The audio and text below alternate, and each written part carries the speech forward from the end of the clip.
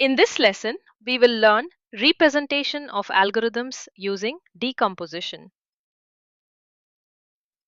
Today we will learn what decomposition means, why complex problems are broken into parts, and how smaller parts form a complete solution. Some problems are complex. Their solution may not be clear at first. Decomposition helps us start by breaking the hard task into smaller tasks. Decomposition means breaking a complex problem into smaller sub-problems. Each sub-problem is easier to understand, solve, and test. NCERT explains the idea as divide and conquer. Divide the problem, solve the smaller parts, then join the solved parts logically. Railway reservation is a good example.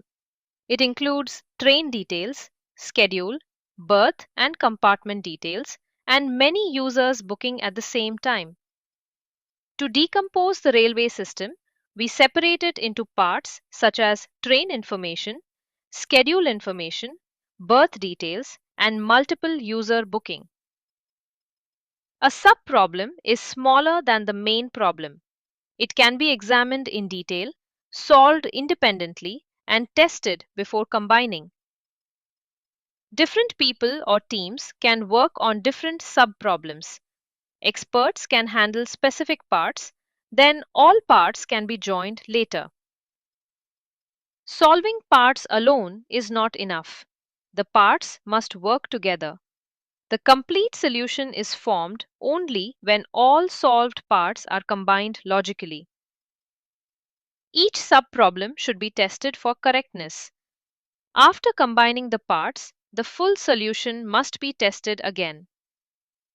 NCERT gives real-life examples such as mathematics and science problems, school event management, weather forecasting, and delivery management systems.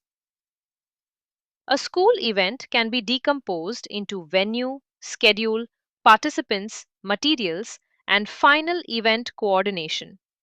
Each part is easier to plan. Decomposition helps algorithms because the main algorithm becomes easier to understand.